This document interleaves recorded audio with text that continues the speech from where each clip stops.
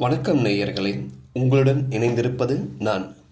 ஆடி மாதம் என்றால் கோயில் விழாக்கள் நிறைந்த மாதம்தான். அந்த வரிசையில் வருகின்ற திங்கள் கிழமை பூரம் நட்சத்திரம் வருகிறது.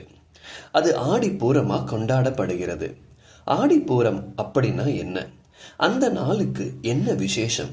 அந்த நாளில் என்ன வழிபாடு செய்தா அம்மனோட அருளை பெறலாம் அப்படிங்கிறத இந்த காணொளியில பார்க்கலாம். அதுக்கு முன்னாடி சப்ஸ்கிரைப் செய்யாதவங்க சப்ஸ்கிரைப் பண்ணுங்க. கூடவே லைக்ஸும் உங்களுடைய கமெண்ட்டும் கொடுங்க. ஆடி பூரம் ஆண்டாள் மற்றும் பார்வதி தேவியோட விழாவா கொண்டாடப்படுகிறது. மகாலட்சுமியோட அவதாரமான ஆண்டாள் அவதரித்த தினமாக இது கடைபிடிக்கப்படுகிறது.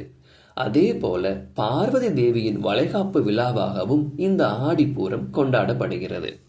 ஸ்ரீவில்லிபுத்தூரில் துளசி செடிக்கு கீழ் பெரிய ஆழ்வாரால் கண்டெடுக்கப்பட்ட குழந்தைதான் ஆண்டாள். அவர் குழந்தைக்கு கோதை என்று பெயர் வைத்து வளர்த்து வந்தார். கோதை சிறு வயதிலிருந்தே கண்ணனின் தீவிர பக்தையாக இருந்தார். அவருடைய பக்தியால் அவர் ஆழ்வார்களில் ஒருவராக உயர்ந்தார். ஆண்டாள் பிறந்த நாளை ஆடி பூரமாக கொண்டாடுகிறோம்.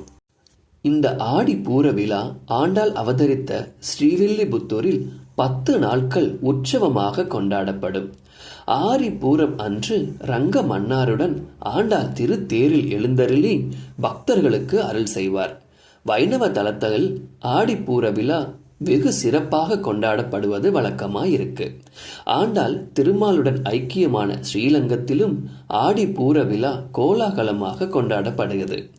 மன்னார்குடி ஸ்ரீ ராஜகோபால சுவாமி கோயிலில் 10 நாட்களும், திருவண்ணாமலை கோயிலில் 3 நாட்களும், கும்பகோணம் சாரங்கபாணி கோயிலில் 3 நாட்களும் ஆடிப்பூரம் சிறப்பாக கொண்டாடப்படும். சிவனுக்கும் பார்வதிக்கும் பங்குனி மாதம் உத்திர நட்சத்திரத்துல தான் திருமணம் நடந்தது. அதற்கு பின்னால 5வது மாதமாக ஆடி பூரத்தில் பார்வதி தேவியோட வளகாப்பு விழா கொண்டாடப்படுகிறது. இந்த நாளில பார்வதி அன்னையே பூலோகம் வந்து பக்தர்களை ஆசீர்வதிப்பதாக நம்புறாங்க. இந்த நாள் தெய்வீக தாயை கௌரவிக்கும் ஒரு சிறப்பு நாளாக கருதப்படுகிறது. அம்மன் சன்னதியில கண்ணாடி வளையல்களால் அலங்காரம் செய்வாங்க. இந்த நாள்ல அம்மனுக்கு வளையல் வாங்கி கொடுத்தால் வீட்டுல செல்வம் பெருகும் என்பது நம்பிக்கை.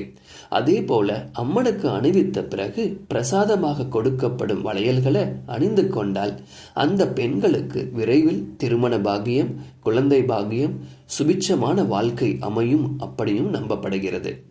அம்மனுக்கு வளையல் உட்பட்ட மங்கள பொருட்கள் வாங்கி கொடுத்து வழிபட்டால் வாழ்வில் பல அதிசயங்கள் நடைபெறும்.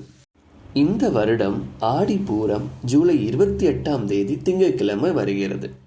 ஜூலை 27ஆம் தேதி மாலை 6:55 மணிக்கு துவங்கி ஜூலை 28ஆம் தேதி இரவு 8 மணி வரை பூரம் நட்சத்திரம் இருக்கு.